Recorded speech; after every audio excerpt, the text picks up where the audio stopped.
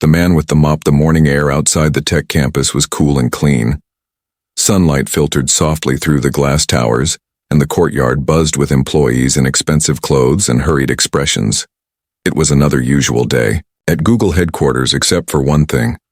A man in plain clothes walked across the main lobby, quietly pushing a mop bucket. His head was slightly lowered, a cap pulled down to shade his face. His hands, though aged and marked with small scars, moved with quiet grace as he guided the mop across the marble floor. No one looked twice at him. Some stepped around him without a glance. Others whispered, annoyed that someone was cleaning during morning rush hour. One young intern even muttered, "Why don't they clean at night like they're supposed to?" The man said nothing. He just kept cleaning. This man was Sundar Pichai. He wasn't undercover. He wasn't trying to play a game. He had simply come in early, dressed simply, wanting to observe the energy of the company from the ground up. He believed in staying close to the roots, to the people. And today, he wanted to see how his company moved, not from the top floor, but from the floor itself. He hadn't told his team. He hadn't brought his phone. And that, perhaps, was his first mistake. As he moved to the elevators, a stern-looking security guard stepped in front of him. "Hey, janitor access is from the back entrance," the guard said sharply. Sundar looked up gently and replied, "I'm just taking a moment to clean this floor before the morning meetings. Don't worry, I'll move." "Don't talk back," the guard snapped. "You're not allowed here during peak hours. Who let you in?" Before Sundar could explain, a woman in a tight blazer and sharp heels approached. She was carrying a clipboard and looked stressed. "Is there a problem here?" she asked the guard. "Yeah," the guard said, gesturing to Sundar. "This janitor thinks he can just wander through the main lobby." She glanced at Sundar, frowning. "We don't allow facility staff in this area during peak time," she said. "Please escort him out. If this happens again, report him." Sundar blinked slowly. "I understand. But I just..." "Stop talking and move," the guard interrupted. The woman turned without another word and walked off. As Sundar was being led out through the side corridor, his heart beat slowly, not with anger, but with something deeper: disappointment. He had built this company on the values of inclusion, of humility, of humanity. But somewhere along the way, had those values been lost in the corridors of power and prestige? The guard opened the side door and gave him a final shove. "Next time, wear your badge or stay out." The door slammed shut behind him. He stood alone on the side of the building, the sound of the traffic in the distance, the echo of the guards, words ringing in his ears. But he didn't leave. Instead, he walked calmly toward the back entrance. He entered silently, unseen. Not because he was trying to sneak around, but because he was determined to see how deep this culture of dismissal went. What would happen if Sundar Pichai, one of the most powerful men in the tech world, spent a day walking through his own company like an invisible man? What would he learn? And would he like what he found? What happened next would change everything. The man with the mop. The sky above Silicon Valley was still painted in soft shades of orange and gold when a thin man stepped out of a modest black car parked far away from the main building of one of the most powerful companies in the world. He walked slowly, almost unnoticed, his simple clothes blending in with the early morning shadows. He wore a faded blue jacket, khaki pants, and plain black sneakers. No one paid him any attention as he approached the rear entrance of the Google campus, which had not yet begun to buzz with its usual intensity.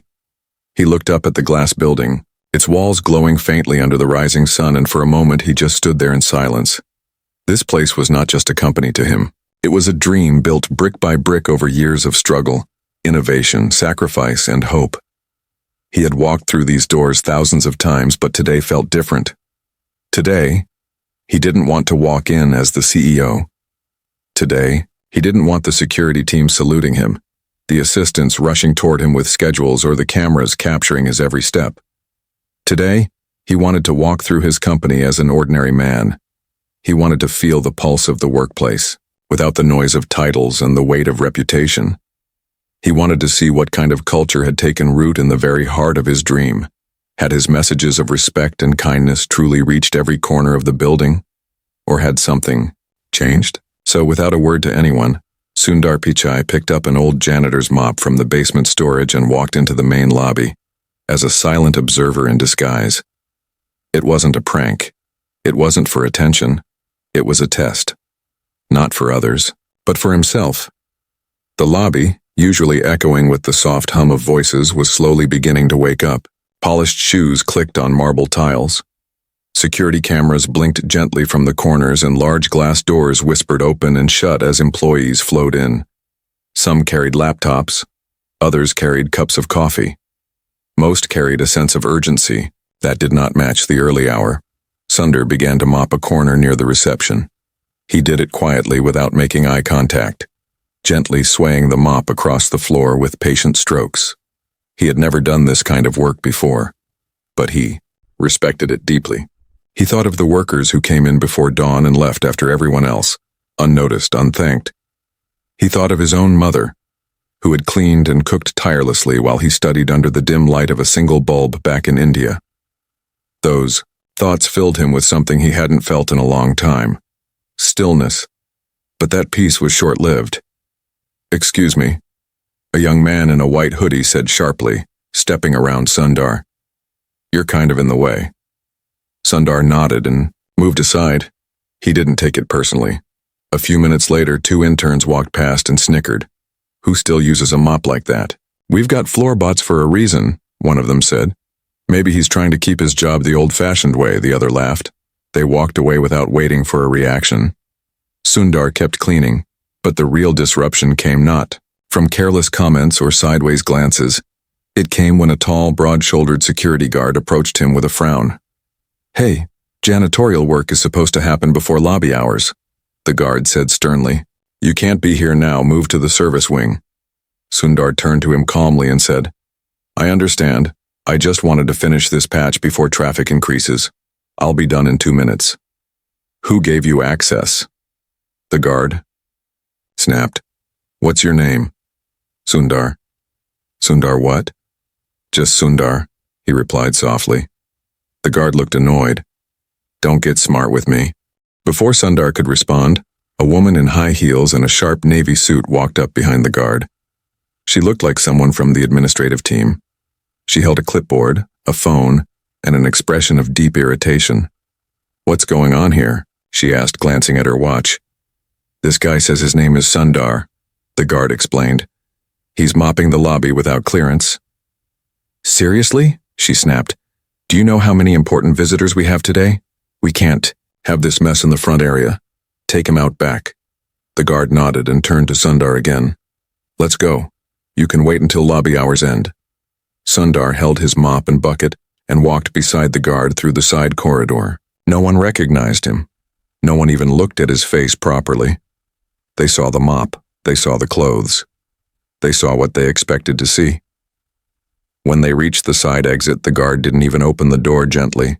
He shoved it open with one hand and pointed out, "Go on, and next time wear your badge or come through the proper entrance like everyone else." The door slammed behind Sundar with a loud metallic sound. He stood outside, breathing deeply. Not in anger, not in shame, but in disbelief. He had never felt smaller in a place he had built with his own hands, mind, and heart. And yet, strangely, he wasn't surprised. He had seen glimpses of this culture in meetings. He had heard stories whispered by junior employees. But now, he had felt it for himself. The coldness, the assumptions, the way people judged others based on clothes, job, titles, or badges. He sat down on the stone bench near the loading dock. No one came to ask if he was okay. No one offered help. Delivery trucks came and went. Workers hurried past, but he remained invisible. Then slowly, he stood up again. He could have gone home. He could have called his office and reported the people who had treated him poorly, but he didn't. Instead, he walked back toward the rear entrance and entered the building again, this time through the hallway near the mailroom. He had access to every corner of the building, and he used none of it. He continued to walk like a ghost among his own people, listening, watching, learning. In the cafeteria, a barista ignored a janitor waiting in line and served 2 engineers, who had come in after. In the hallway, a woman bumped into him without apology while checking her phone. In the elevator, no one made eye contact, and in every department he passed, he noticed the same pattern. Titles defined respect. Appearances determined treatment, and kindness had become a luxury, not a standard. He eventually reached a quiet hallway near the innovation lab and leaned against the wall. A few minutes later, he heard voices from a nearby room. Engineers were preparing a presentation for an upcoming board meeting. "You think the CEO will even show up this time?" one said with a smirk. "Doubt it. He's always floating around doing press stuff," another replied. Sundar closed his eyes for a moment. He didn't feel insulted. He felt responsible. Somewhere along the way, he had gotten too far from the ground, and the ground had grown cold. He decided it was time to change that. But first, he needed to finish his journey. He walked back toward the main lobby, this time choosing to sit quietly near the entrance, watching employees arrive. The flow of people had increased. Managers, developers, interns, executives, so many faces, so many roles. Yet few looked up, few smiled, few acknowledged anyone who wasn't somebody. After an hour, he stood up and walked to the restroom to wash his hands. As he stared at his reflection in the mirror, a thought rose inside him. Not anger, not pride, but a question. How could a company so smart, so advanced, so powerful, forget something as simple as human respect? He left the restroom and walked out toward the executive elevator. As he entered it, another man stepped in. A young employee in a sleek suit, earbuds in, eyes glued to his phone. He glanced at Sundar, gave him a quick once-over, then looked back at his screen. When the elevator reached the top floor, Sundar stepped out. The young man followed, confused. "Wait, this is restricted. How did you—" Sundar turned to him, smiled gently and said, "Have a good day." The man stared, stunned as Sundar walked into the boardroom. Within minutes, assistants and team leads rushed toward him. "Sir, we didn't know you were in the building. We thought—" He raised. "A hand, please, no apologies." He sat at the head of the table, still in his plain clothes, still quiet. But something inside him had shifted. This wasn't just about one bad morning. This was about something much bigger. A culture that needed healing. A system that had forgotten its soul. And he was ready to do something about it. But what Sundar did next would leave the entire company speechless. Silence in the boardroom. The boardroom was unusually quiet. Sundar sat in his chair at the far end of the long glass table, the morning sunlight pouring in through the tall windows behind him. The room was sleek and modern, filled with the kind of luxury only the top floors knew. It was a space reserved for critical decisions, high-stakes discussions, and moments that could shape the future of the world. But today that same room was witnessing something entirely unexpected. There was no suit on Sundar's back, no sleek laptop in front of him, no badge hanging from his neck. Just him, in worn clothes, sitting quietly while the others filed in one by one, confused, whispering, glancing nervously at one another. Some of them tried not to stare but failed. Others looked downright uncomfortable. They didn't recognize the Sundar who had walked in looking like a janitor, yet something in his eyes told them everything they needed to know. The silence deepened until Sundar finally spoke. His voice was soft, but it carried weight. "I had a meeting this morning," he said, his fingers gently tapping the armrest of the chair. "Not here, not in this room. My meeting was in the lobby, in the cafeteria, in the elevator, and it taught me more than any data report I've read this year." No one interrupted. "I walked into our building this morning dressed like a janitor," he continued, "and I was treated like one." A few faces turned pale. Some exchanged guilty glances. Sundar leaned forward, not to intimidate but to connect. "I wasn't upset that people didn't recognize me. I was upset that they didn't care to look. Not one person asked if I needed help. Not one person saw me as human. I was told to leave. I was laughed at. I was ignored." He paused, letting those words settle. "We built this company with a dream that no matter who you are, no matter where you come from, you would be seen, heard, respected. And today I realized we are drifting away from that." An executive finally raised his hand slightly, clearing his throat. Sir, I'm so sorry you experienced that, but maybe it was just an isolated incident. People have busy mornings, you know. Sundar turned to him calmly. If I had come in as the CEO, they would have stopped everything to greet me. They would have opened doors, smiled, offered help. But dressed as a janitor, I became invisible. If our values only apply when it's convenient, they're not values. They're decoration. A younger team lead, visibly shaken, looked down at his notepad. He didn't say anything, but Sundar could tell the message was hitting home. This isn't about blaming individuals, Sundar said gently. It's about waking up. We have forgotten something essential. We've built systems so efficient, so advanced, but we're losing the very thing that makes us human. The room remained quiet, but the air had shifted. Sundar stood and walked to the large whiteboard on the wall. Today, we start again, he said. Not from scratch, but from the heart.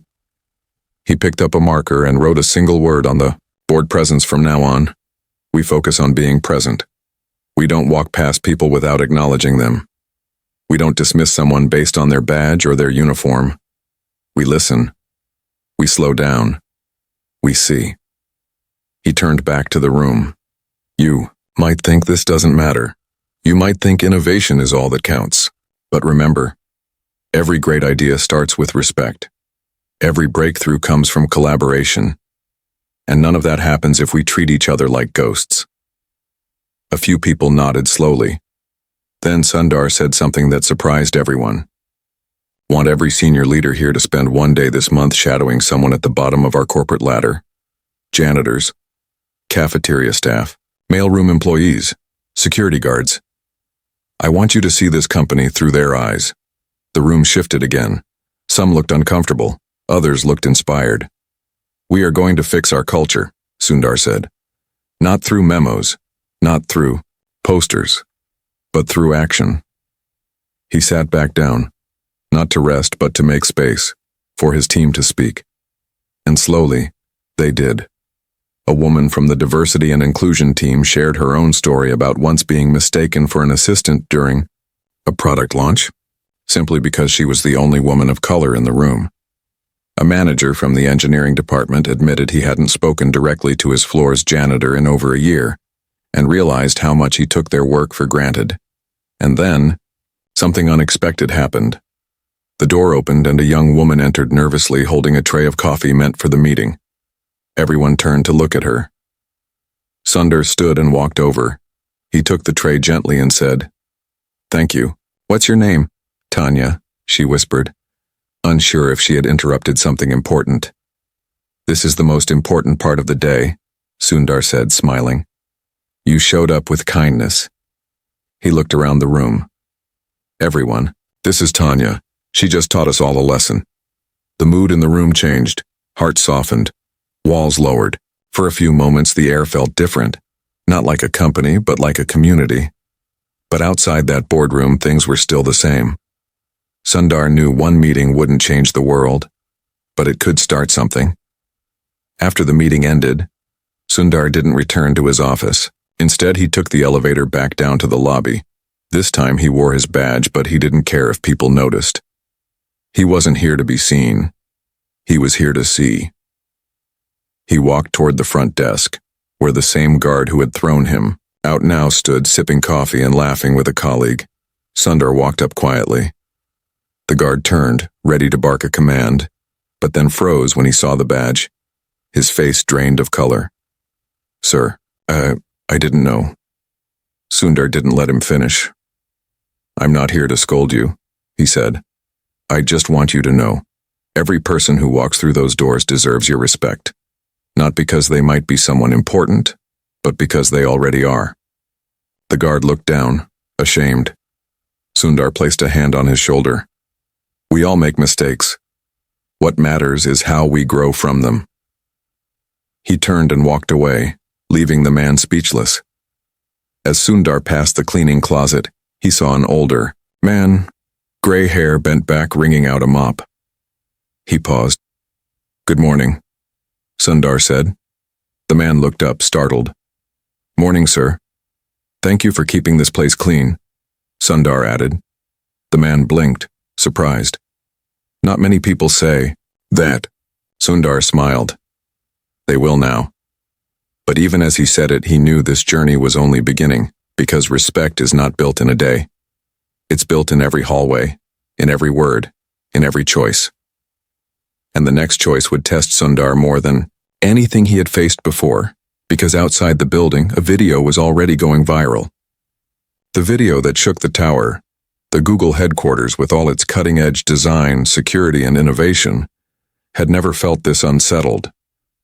Not because of a security breach, not because of a technical issue, but because of something much simpler. One video, one clip, 39 seconds long, shaky, low quality, and taken on a phone by someone who had been in the lobby that morning. In the clip, a man with a mop stands silently while a guard questions him and eventually escorts him out through a side door. The man doesn't protest, he doesn't raise his voice, he just nods and leaves. The only thing truly visible in the footage, besides the mop, was the quiet dignity in the man's face. And then came the twist. Someone who saw the video later that day recognized the man. That's Sundar Pichai, they whispered. At first, people didn't believe it. No way. He would never dress like that. But soon others confirmed it. A former assistant, a manager who had once met him during an internal fireside chat, even a director who caught a glimpse of him in the hallway later that afternoon walking in silence. The video spread like wildfire. Within hours, it had reached Twitter, Reddit, LinkedIn. Even WhatsApp groups inside the company began buzzing with messages, links, and screenshots. Did this really happen? Was he testing us? Did we treat him like that? At first, the company's communication team didn't know how to respond. They held meetings late into the evening, debating whether to issue a press statement or stay silent. But Sundar had already made his decision. He wasn't going to hide. He wasn't going to spin a narrative. Instead, the next morning, he sent a short message to the entire company. It read, "Yesterday I walked through our campus as a janitor, not to trick anyone, but to understand us better. I saw things I didn't expect. I also saw hope. Let's talk. In person." The message was followed by an invitation, an all-hands meeting. In the auditorium, no cameras, no filters, just truth. The entire company buzzed with anticipation. Some employees were nervous, others curious, a few skeptical, but everyone knew this wasn't just another town hall. By mid-morning, the main auditorium was packed. Standing room only. Engineers, interns, marketing, managers, cleaning staff, baristas. Even the same guard who had escorted Sundar out stood in the very back, shifting on his feet. When Sundar walked onto the stage, he didn't wear a suit. He wore the same clothes from the day before, the same faded jacket, the same khaki pants, and just like yesterday, he looked calm. But the energy in the room was anything but calm. You could hear a pin drop. Sundar stepped forward and looked at everyone for a long, quiet moment. Then he spoke. "I want to begin by saying thank you." Few people blinked, surprised. Not because what happened was okay. It wasn't. But because now we're all finally paying attention. He took a deep breath and walked slowly across the stage. Yesterday wasn't a trick, it wasn't a test. I didn't do it to catch anyone. I did it because I needed to see this place for what it really is. Not through dashboards or reports, but through human eyes. His voice remained soft, but it filled the room. What I saw was silence. He looked at a young engineer in the third row. Silence when someone is passed over. He looked at a manager near the aisle. Silence when someone is judged before they speak. Then, he looked toward the back of the room. And silence when someone who looks like a janitor is treated like they don't belong. A wave of emotion rippled through the audience. No one could escape the truth of what he was saying. Sundar continued. But I also saw something else. I saw a man in the cafeteria who smiled at me, even when I was invisible. I saw a woman in the design lab who offered me water when I looked tired. I saw small sparks of humanity. He paused and let the silence return. And I realized, We haven't lost who we are. We've just been moving too fast to see it. People began nodding. I've spent years pushing for innovation, he said. But innovation without empathy is empty. It doesn't matter how many products we launch if we can't look each other in the eye with respect. Then he dropped something no one expected. Starting next week, we will launch an internal initiative called Walk in Their Shoes. Every department head, every director, every senior executive, including myself, will spend 2 full working days each month alongside roles we often overlook. Janitors, cafeteria teams, security, maintenance. You'll work their shifts, wear their uniforms, eat where they eat, and listen. The room was stunned. Some people applauded immediately. Others sat quietly, absorbing the depth of what this meant. This isn't just policy, Sundar said. This is personal. If we don't rebuild our culture with intention, someone else will do it for us and we won't like the result. He then asked something even harder. I also want every employee to write a reflection after your shadow day. Share what you learned, not with HR, with each other, in open forums. Let's start learning again, not just skills, but compassion. Someone in the crowd raised their hand. It was a woman from the customer service division. Sir, she said, softly, I've always believed in your vision, but sometimes I feel like kindness is a weakness in the tech world, like we're all expected to be cold to survive. Sundar nodded. I used to feel that way too, but now I believe kindness is the greatest strength we have. It's easy to build walls, it's harder to build bridges, but bridges last longer. Another hand went up, this time the same guard who had escorted him out. His voice trembled. Sir, I didn't recognize you. I judged you. And I'm sorry. The room turned to him. He looked pale but honest. I was trained to follow protocol, to be alert. But I forgot to be human. Sundar walked down from the stage toward him. He extended his hand. Thank you for your honesty, he said. You just became the strongest person in this room.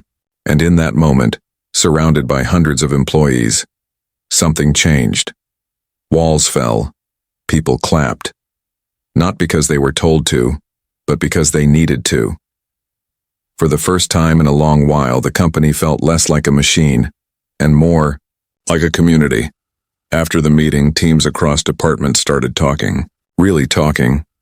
Managers invited janitors for lunch. Interns sat with cafeteria workers. Emails full of apologies, thank yous, and promises poured in. And all the while, Sundar watched from a distance, not as a CEO, but as a human being who finally felt seen not for his title, but for his belief in something bigger than success. But outside the company's walls, the world had started watching. News anchors were discussing the viral video. Influencers were sharing their opinions. Some called it a brilliant leadership move. Others accused him of staging the whole thing. And then came the message, Sundar didn't expect a handwritten letter from a woman in India. His old teacher. She had seen the video too. And what she wrote would change everything. You cleaned the floor, Sundar. Now clean the sky. He read those words over and over again. And something stirred inside him, something he hadn't felt in years. The next part of this journey would take him far beyond Silicon Valley, and it would force him to confront the very roots of who he really was. The roots he left behind. The office was quiet again. Sundar sat alone by the tall windows on the top floor of the Google Tower, holding the letter in both hands. The soft light of the afternoon sun streamed through the glass and fell across his face, revealing the stillness of a man deep in reflection. The letter had arrived in a plain white envelope. No return address except for a smudged corner where an ink pen had bled the faint word, Chennai. He had opened it with curiosity. Now, he held it with reverence. You cleaned the floor, Sundar. Now clean the sky. The handwriting was uneven but familiar. His heart knew before his mind caught up. Mrs. Lalitha, his old science teacher, the woman who once placed a battered transistor radio in his hands when he was only 12 and said, "This is not just a machine. It's a door. Open it." He had opened many doors since then, but somehow, somewhere between boardrooms and billion-dollar decisions. He had closed the one that led back to her, and now, that door was calling him home. He didn't wait. He didn't make announcements. He booked a quiet flight to India under a different name, boarded late at night, and sat silently for the entire journey. No laptop, no business class perks, just a man returning to the soil that raised him, the woman who inspired him, and the truths he had left behind in the rush to climb. When the plane touched down, the air smelled like childhood, dusty, warm, full of forgotten sounds and familiar scents. He didn't head to a hotel. He went straight to her house, a small cement building nestled between two shrines in a sleepy neighborhood, where the walls were still painted in peeling colors, and the streets hummed with life. A boy led him to her gate. "She's in the backyard," the boy said, pointing. He nodded and walked through. There she was, Mrs. Lalitha, her back slightly bent, her hands muddy from the small garden she still tended, her hair now fully gray, her sari simple and stained with soil. He stood still. She turned slowly, then smiled without surprise. "You came," she said, like she had expected him all along. He walked toward her and knelt at her feet. "You changed my life," he whispered. She placed her hand on his head. "And now it's your turn to change others." They sat together under the shade of the guava tree for hours. No titles, no status, just teacher and student. She asked him nothing about his position, his wealth, or his fame. She asked him only one thing. "Do they feel seen, Sundar? The ones who clean your floors?" His heart sank at the question. He told her everything. About the janitor, the guard, the silence, the shift, and the viral video. She listened, nodding quietly, her eyes clouded not with judgment, but with wisdom. "The world has grown tall," she said, "but it's forgotten to look down, remind them." That night Sundar didn't stay in a hotel. He slept in the same small room where he had once studied by lantern light, the same cracked ceiling above him, the same creaky fan humming overhead. He stared at the ceiling, listening to the world he had left behind. Chennai's old rhythms, dogs barking in the distance, vendors calling out in the early dark, and he remembered. He remembered how it felt to be invisible, how it felt to dream quietly while others laughed, how it felt to carry hope without applause. And he realized there were millions like him still out there. Not just in India, but across the world. The janitor in California, the tea seller in Delhi, the cleaner in a London airport, the mother wiping down restaurant tables in the early morning. They were everywhere, and yet nowhere. So he made a decision, one bigger than anything he had ever done at Google. A decision not about product, but about people. When Sundar returned to Silicon Valley, he did not go back to business as usual. Instead, he stood in the largest conference hall on campus, now overflowing with employees, press, and community leaders. The atmosphere was buzzing with anticipation. Journalists whispered among themselves. Investors watched nervously. Developers held their breath. He stepped onto the stage alone. No slides, no presentations, just a quiet man holding a folded letter. "This letter," he began, "came from my teacher, the woman who believed in me before anyone else did. She reminded me that I was not made by machines or stock prices. I was shaped by compassion, discipline, and humility." He held up the letter for a moment, then placed it gently on the podium. "Today, I want to announce something that might sound strange. In a world full of innovation," he paused, "we're going to start looking down." Gasps and confused murmurs filled the room. Not in shame, not in defeat, but in gratitude. "We're going to look down to see the people who hold us up." He looked directly at the crowd. "We are launching a new division at Google. It's not for product, it's for people. It will be called Project Roots." The screen behind him lit up with a single image, a tree, its branches above, but its roots glowing below. Project Roots will focus on equity inside our company and beyond. We'll fund education for workers' families, provide mentorship for service staff, create leadership pipelines for those without degrees. And more importantly, we will listen. Applause broke out slowly at first, then stronger. Employees rose to their feet. Some were crying. Some were stunned. Some were simply smiling for the first time in months. Because they knew. It wasn't just words. It was real. But not everyone was happy. A few board members raised concerns behind closed doors. This isn't scalable. Investors won't like the optics. You're turning this into a charity.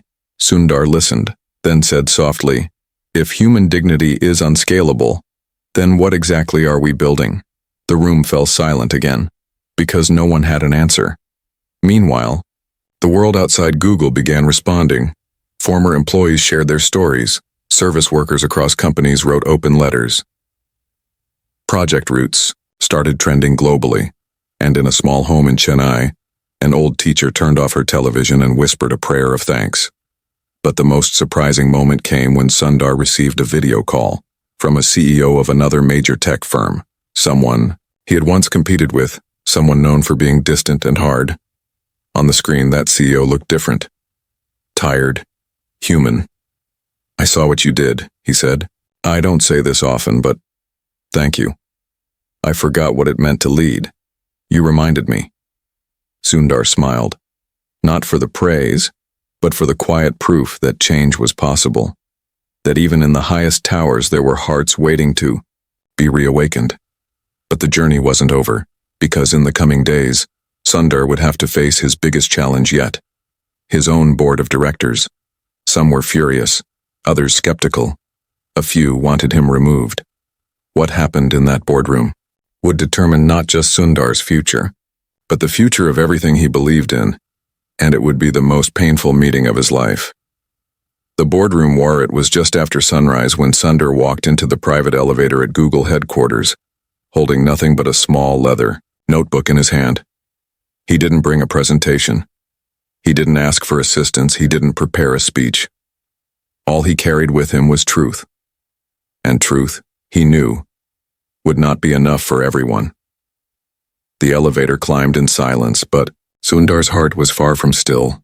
For the past few weeks since the video of him being mistaken for a janitor went viral, the company had been flooded with attention, some praising him for his humility, others questioning his choices. Most of his employees had embraced the cultural shift he was leading, but not everyone saw the value in kindness.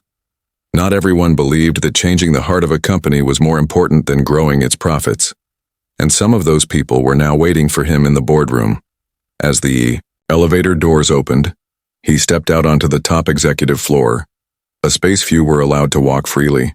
The hallway was lined with glass on one side, offering a sweeping view of Silicon Valley. Towers rising, roads stretching, and tiny people hurrying below. Sundar paused for a moment, thinking about how far he had come from the dusty streets of Chennai, and how far he might still fall. The boardroom doors were already open. 12 seats surrounded the large oval table, each occupied by a face he knew well. Venture capitalists, former CEOs, legal advisors, industry veterans. They weren't enemies, but they weren't allies either. Not today. The chair at the head of the table remained empty. Sundar didn't take it. He sat in the middle instead, placing his notebook in front of him. No one spoke for a few seconds. Then came the first strike. "Sundar," said a sharp voice from his left. "You've made quite a wave recently. I assume you know why we asked for this meeting." He nodded. "I do." "Then you must also know that some of us have concerns. Deep concerns." Another board member leaned forward. The janitor stunt, the Project Roots initiative, the media attention. It's all heartfelt, sure. But is it responsible? We're not a social movement. We're a tech company. Sundar met their gaze calmly. A tech company run by humans, built by humans, serving humans. If we forget that, we become something dangerous. "No one's forgetting that," said a woman, near the window. "But kindness doesn't pay dividends." "Actually," Sundar replied, "it does. Just not in the ways you're used to measuring." Another board member chuckled under his breath. Look, let's not pretend this hasn't affected us. Investors are nervous. Some shareholders think you're getting too emotional. You're taking risks that don't directly tie to the product. You're right, Sundar said softly. This isn't about product. This is about the soul of the company. He opened his notebook. Inside were handwritten notes, letters, and stories from employees across the globe. Most were anonymous. All were real. He began to read. My name is Juan. I've worked in the cafeteria for 6 years. Until last week, no one had ever asked me what I thought of the food I serve. Now 2 engineers sit with me every morning. He turned the page. I'm Rebecca. I clean the floor of the design lab. I used to feel like a ghost. Last week, someone left a thank you card on my cart. I cried for the first time in years, not from sadness but from feeling seen. He kept going. Each story was a small window into a world the board never looked into. Until now. When he stopped, the room was silent, not out of agreement, but confusion. One of the senior members spoke next. Look, Sundar, we admire your heart. Really. But if this becomes our image, if we're known more for empathy than innovation, what does that say to our partners, our investors, the world? Sundar looked around the table, his eyes slow and steady. It says, we lead. He let the word sink in. Not with speed, not with ego, not with profit, but with purpose. He stood up and walked to the screen on the wall. He didn't show numbers. He showed pictures. A janitor helping a child with homework during his break. A cafeteria worker smiling with a group of interns who now ate with her every day. A security guard being hugged by a product manager who had once ignored him completely. You want to talk about the company's image? Sundar said. This is what the world is seeing. And they're not mocking us. They're inspired. Because we're finally being real. The legal advisor spoke next. And what happens when other companies don't follow? When we're the only ones slowing down for culture while the others speed past with quarterly gains? Sundar didn't hesitate. Then let them run. We'll walk. And when the dust settles, we'll still be standing. Because culture isn't a sprint.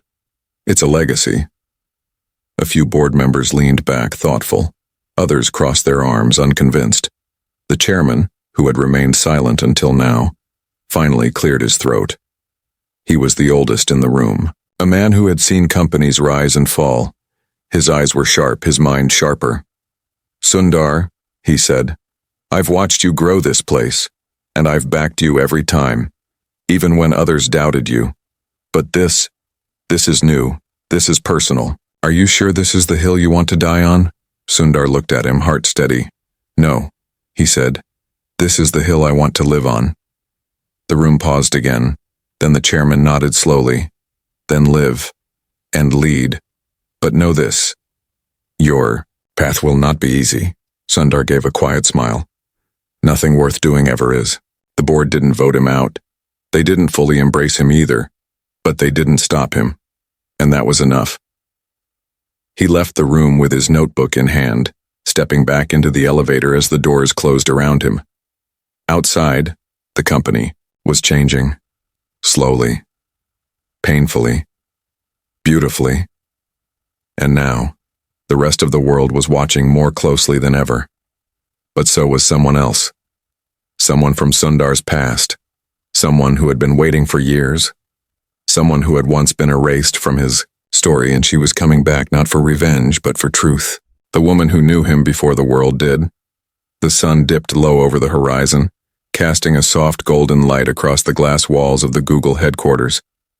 Inside, the energy had shifted. What had once been a place of silent hierarchy was now filled with conversation, laughter, and something even rarer, eye contact. People were talking to each other, really talking.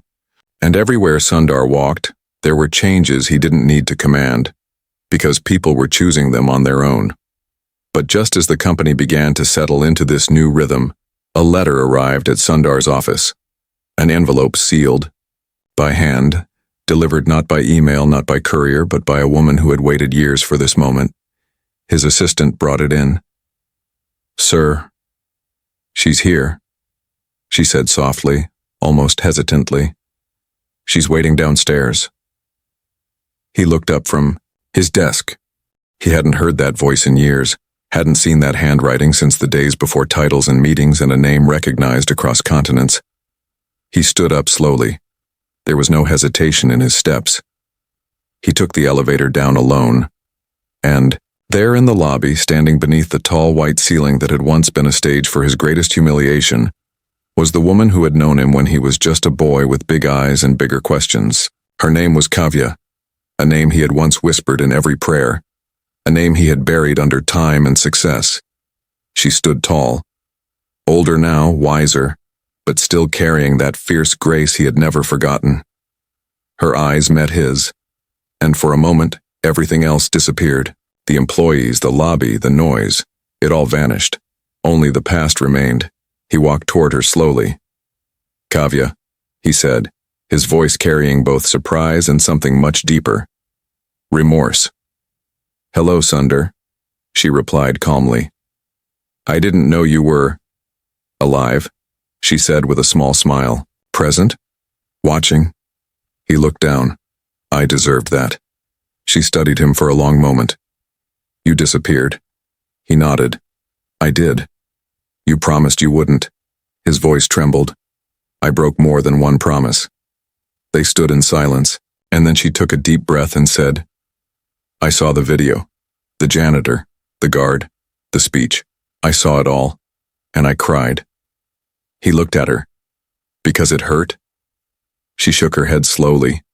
"Because it was finally true." They sat together on a bench near the courtyard, away from curious eyes. She told him her story. After Sundar had left for America, she had stayed in India. Her family struggled. Her father fell sick. Her dreams of becoming an engineer disappeared beneath bills and burdens. She worked jobs he never knew about. Cleaning, houses, tutoring, fixing radios just like the one they used to share on the rooftop. "You became a symbol of success," she said, "and I became someone the world forgot." His heart ached. "I never stopped thinking about you," he whispered. "But you stopped writing," she replied, not with anger, but with truth. He nodded. "I was ashamed," he said, "ashamed that I had climbed so high while leaving you behind." She looked at him deeply. "You didn't leave me behind, Sundar. You left yourself behind." Those words cut deeper than anything anyone had said to him in years, because he knew they were true. For a long time, he had chased progress without reflection, built empires without looking back. But now she was here, not to punish him, but to remind him of who he was before the world named him powerful. He turned to her. "What do I do now?" She smiled gently. "You already started. Now finish it." The next day, Sundar called an all-hands meeting. Again, the auditorium filled beyond capacity. But this time, Kavya was there too, sitting in the front row, a silent witness to a story she helped begin. Sundar stepped up to the stage and looked around. "A few months ago," he began, "I walked through this building and no one saw me." He paused. "And for years before that, I walked through life and never looked back." The audience listened, quiet and open. "I want to tell you about someone who saw me before anyone else did.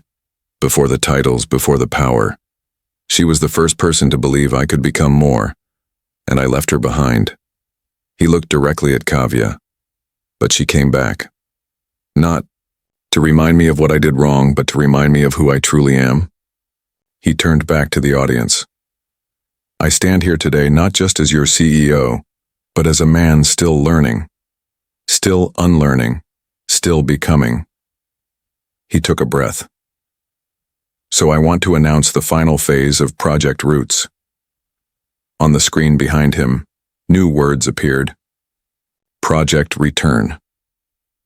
"We will now launch a global mentorship initiative pairing our employees with people from their hometowns. Students, workers, dreamers, people who were never given a seat at the table. We will bring them into this world, not to compete, but to belong." He looked at Kavya again. "Some of us walked away from where we began. Now we walk back, with open arms. The room erupted, not with noise, but with understanding, because they knew this wasn't a program. It was a promise. In the months that followed, Google changed in ways no algorithm could explain.